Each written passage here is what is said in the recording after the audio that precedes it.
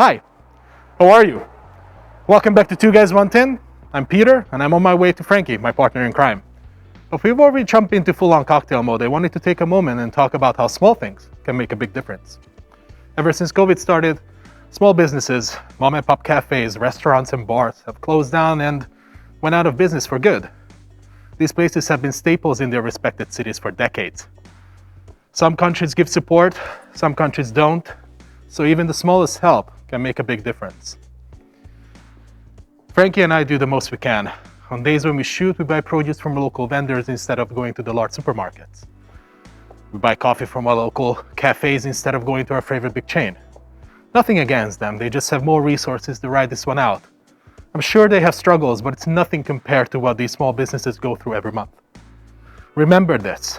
Each morning when you go to work, maybe take a different route. Grab your donut, coffee, or croissant from a locally owned small business instead of going to these big guys. They'll be there when the dust is clear, and hopefully, when everything is over, your neighborhood cafe that makes your neighborhood so special will also be there. Let's help each other. Think small when you're thinking about the world. Think local, think small, and help big. That's the way to do it. If you want to buy produce, find a local vendor, go to the market, or go to the butcher shop. These guys appreciate your help, and so do we. All right? I'll see you back at the bar, guys.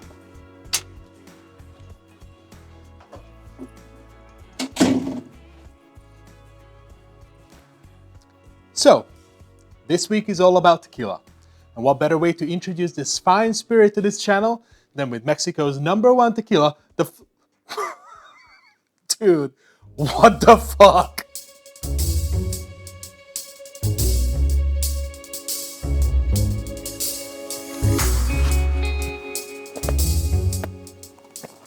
What? This is my James Bond outfit. Where's yours? Didn't you get the memo? I thought we agreed we are making the Vesper Martini. Yeah, but we wanted to do it with an Aston Martin. Then we got the quote and it was so out of our budget, it was a Mars. So we went with the cheap and sexy tequila. I rented the suit. I even bought the ingredients for the homemade vermouth. I mean, come on, man. Fine. I guess we'll do a Vesper.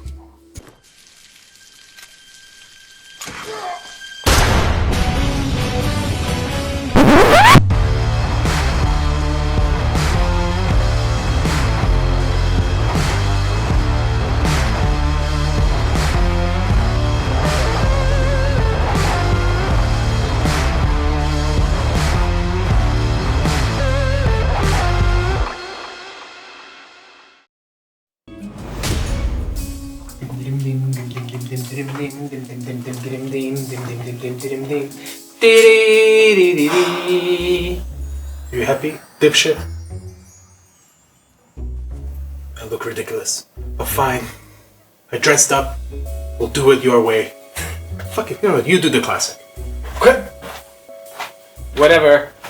Every James Bond fan knows this recipe as the first martini that Bond ordered in Ian Fleming's 1953 book, Casino Royale, or the 2006 movie. Named after the seductive double agent Vesper Lynd, it is possibly the most famous drink order in history and extremely precise. Recreating the Vesper Martini at home is easy, but it also requires interpretation. This drink is purely fictional. It was created by the author in his first book about the now famous British Secret Intelligence Service agent and has also become known as the James Bond Martini. As any devotee of the books or movies knows, Bond is very fond of fine cocktails, and this was certainly not the last drink in the series. In fact, the Vesper received just that single mention, and the vodka and gin martinis were served far more often as the series progressed. The Vesper is a fascinating cocktail. Compared to the gin martini, it has a slightly sweet, bitter taste, contributed by Lillet, while the vodka tames the gin's botanicals. It is a drink that both gin and vodka drinkers can appreciate and fun to tweak to your personal taste.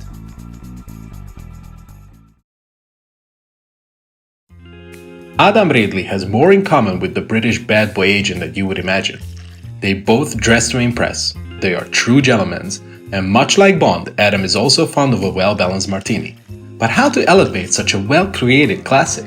Well, if Bond has his fancy gadgets and luxury supercars that has an arsenal of cool weapons, Adam has his prep laboratory equipped with rotovap, blast chiller, immersion circulator, and centrifuge, just to mention a few. He combines science with his impeccable taste for flavors to create his own signature vermouth. If you feel adventurous, the recipe and method is found in the description. In a nutshell, he combines the spices and the spirit into the rotavap, which infuses then vaporizes the mixture. The machine then condenses the vapor into the separate container. This means that the final product is clean and fresh, unaffected by the flavor-killing effects of too much heat, which is particularly beneficial when working with ingredients such as fruits and herbs. Simply put, the rotavap technology has the potential to capture the essence of the raw material and flavors of delicate ingredients that traditional distillation cannot. It evaporates the solvent, separating the liquid from the solids. All he has to do is to combine his newly infused spirit with his choice of wine, and voila, house-made vermouth.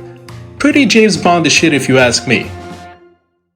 Do you expect me to choose? No, Mr. Bond, I expect you to die, and then leave your thoughts in the comments below.